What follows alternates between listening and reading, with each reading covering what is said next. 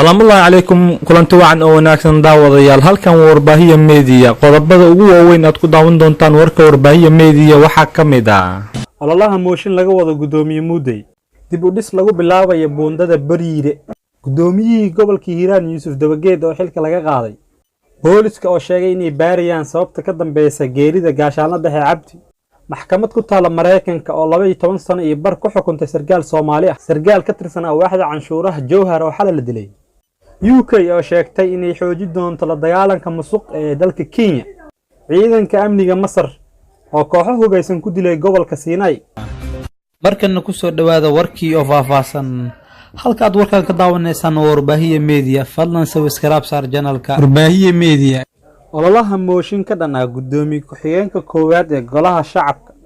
Cabdiweli Sheekh Ibraahim Muudey ayaa si weyn u xoogeystay waxaana socda kulamo madaxtooyada ay ku leeyihiin xildhibaanada mooshinka wada gudoomiye Muudey ayaa lagu wadaa inuu si degdeg ah dalka ugu soo laabto si uu dankiisa u bilaabo isdifaacidda maadaama laga wado mooshin aan wali soo shaac bixin ololaha mooshinka ayaa warku waxay sheegayaan inay wadaan xildhibaano ka tirsan golaha shacabka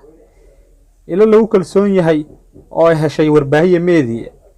ayaa sheegay in mooshinka uu soo bilowday tan iyo markii golaha shacabka la hor keenay sharciga doorashooyinka ololaha mooshinka ayaa si xooli ah ku socda waxaana la sheegay in aan wali si rasmi ah loogu dhawaaqin meel maristiisa isla markaana wali ay socdaan tashiyo ay wadaan xildhibaanada ololaha mooshinka wada iyo mas'uuliyiinta dabada ka riixaya wararka qaar ayaa sheegay in gudoomiye Muudey uu ka soo horjeedo sharciga doorashooyinka ee hadda hor yaala baarlamaanka Cabdiweli Sheekh Ibraahim Muudey ayaa haatan ku maqan dalka Turkiga iyadoo la rumaysan yahay inuu xilligan awood ku leeyahay baarlamaanka waxaana la xasuustaa doorkii uu ku lahaa ridistii gudoomiye hore ee golaha shacabka Jawaari wasiirka amniga maamul goboleedka Koonfur Galbeed Isaaq Cali Suwag ayaa sheegay in maamulkan Koonfur Galbeed ay dayactir ku bilaabi doonaan buundada magaalada Bariire ee gobolka Shabeellaha Hoose waxa uu sheegay wasiirka amniga maamulka Koonfur Galbeed in buundada ay qarxiyeen al-shabaab kadib markii ciidanka dawladda ee deegaankaasi ku qaadeen weerar sanadkii 2017 dadka iyo gaadiidka ayuu u sheegay inay muhiim u tahay maristooda isla markaana maalmihii ugu dambeeyay ka taagneed dhibaatooyin culus gudoomiyaha gobolka Shabeellaha Hoose Ibraahim Cali Aadan ayaa dhankiisa sheegay inay keenayaan buundada injineero loogu talagalay inay dib u habeeyaan buundada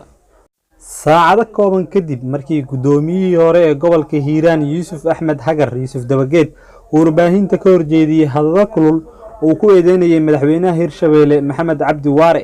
waxaa soo baxay warqad xilka qaadis degdeg ah madaxweynaha Hirshabeelle ayaa xilkaasi ka xanyuubiyay Yuusuf Dabageed oo ahay gudoomiyihii hore ee gobolka Hiiraan wuxuuna xilka u magacaabay gudoomiyaha cusub ee gobolka Hiiraan Maxamed Caraale xilka qaadista ayaa timid kadib markii khilaaf soo kala dhex galay gudoomiyihii gobolka Hiiraan iyo madaxweynaha maamulka Hirshabeelle taasi oo soo dejisay in xilka qaadista lagu sameeyo Yuusuf Dabageed gudoomiyihii xilka laga qaaday oo shalay ka hadlay warbaahinta ayaa ku eedeeyay in madaxweynaha Hirshabeelle uu ku eedeeyay inuu faraha kula jiro siyaasadda maamulka gobolka Hiiraan uusan waxba ku soo kordhin nolosha gobolkaasi sida uu sheegay Yuusuf Dabageed kadib markii shalay la helay meed sargaal ka tirsan ciidamada booliska Soomaaliya oo qoortiisa ku xiran tahay xarig geed ku xiran ayaa taliska booliska Soomaaliya wuxuu ka hadlay dhacdadaas taliye ku-xigeenka ciidanka booliska Soomaaliya Sakiye Xuseen ayaa qoraal kooban ee soo dhigtay barteeda xiriirka bulshada ee ku sheegtay in booliska Soomaaliya ay wadaan baarista sababta geerida sargaalkaasi waxayna sheegtay baaritaanka arintaasi inay gacanta ku hayaan qaybta baarista booliska ee CID-da ay ku howlan yihiin arimahaasi gaashaanada dhexe Cabdi Cali Saciid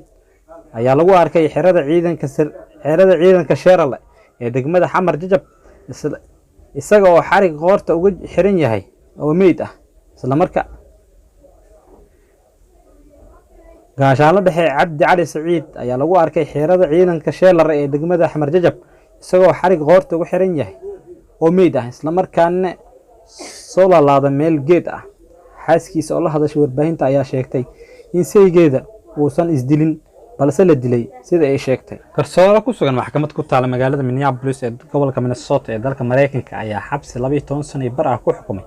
maxamed nuur oo ahaa askari ka tirsan booliska Minneapolis. maxamed nuur ayaa asal ahaan kasoo jeeda dalka Soomaaliya, wuxuuna ka mid ahaa saraakiishii booliska ee Soomaalida ahaa ee ugu horeeyay ee ka mid noqda booliska Mareykanka. guddi xeerbeegti ah oo eegay dacwadda dilka lagu soo oogay maxamed nuur ayaa ku helay 2 dambi oo dil ah. dambiyada lagu helay ayaa ah dilka darajada heerka 3aad, waxaana lagu waayay dilka darajada heerka 2aad oo ciqaabtiisu intaan ka badnaa leh. maxamed nuur ayaa loo haystay dilka gabar cadaan ah oo lagu magacaabi jiray Justine Diamond oo u dhalatay dalka Australia. nuur ayaa dilay Justine Bergsoft Diamond oo booliska wacday kadib markii ay baqdin dareentay 2007. sargaal ka tirsan ciidanka dabagalka canshuuraha ee magaalada Jowhar ayaa xalay lagu dilay magaaladaas, waxaana lagu magacaabi jiray sargaalka dilay Cabdirashiid Xaaji Maxamed oo lagu toogtay magaalada Jowhar. waxaa dilay rag hubeysan. raggii ka dambeeyay dilka sargaalkaasi ayaa la sheegay inay ka baxsadeen goobtii dilka ka dhacay, waxaana wararka ay sheegayaan in dilka kadib goobta ay tageen ciidamada booliska Hirshabelle oo halkaasi baaris ka sameeyay. inkastoo aan la soo sheegin cid ay soo qabteen ciidamada booliska magaalada Jowhar, sidoo kale lagu soo waramayaa inay saakay howlgallo ka wadaan xaafadaha hanti wadaag ee xalay dilka sargaalkaasi uu ka dhacay. amniyada al-shabaab ay fuliyaan dilalka qarsoon oo loo geysto shakhsiyaadka ka tirsan maamulka dalka ka jira. safiirka Ingiriiska u matalaya dalka Kenya Nick Haley ayaa sheegay la dagaalanka lagula jiro musuqmaasuqa Kenya in laga adkaan doono haddii waaxyaha kala duwan ay si cadaalad iyo wadajir ah u wada shaqeeyaan. xilli uu ka hadlayay xaflad loo qabto sanad guurada dhalashada boqorada UK oo lagu qabtay magaalada Nairobi, Mr. Haley ugu baaqay laamaha booliska, dacwad soo oogida iyo garsoorka inay la yimaadaan wada shaqeyn. arrintan ayuu sheegay in xaqiijin karto sidii loola tacaali lahaa la dagaalanka musuqmaasuqa ee hareeyay xafiisyada dowladda Kenya. ciidanka amniga Masar ayaa 14 dagaalyahan ku toogtay weerar kooxo hubeysan ay ku soo qaadeen bar control oo ku tiilay gobolka Sinai. dilka loo geystay dagaalyahanada ayaa yimid kadib markii weerar Khamiistii ay ka geysteen aagaasi oo lagu dilay 8 askari. war-saxaafadeed ka soo baxay wasaaradda amniga ayaa lagu sheegay in dhimashada ay gaari karto ilaa 19 dagaalyahan. iska horimaadka galabnimadii Arbacada ka bilowday degmada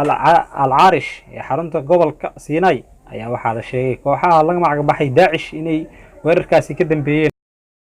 adsantahay daawashada ila socodka warkayga. fadlan ha moogaan inaad subscribe saarto channelka Warbaahiya Media kadibna gambaleelka furato. mahadsanid.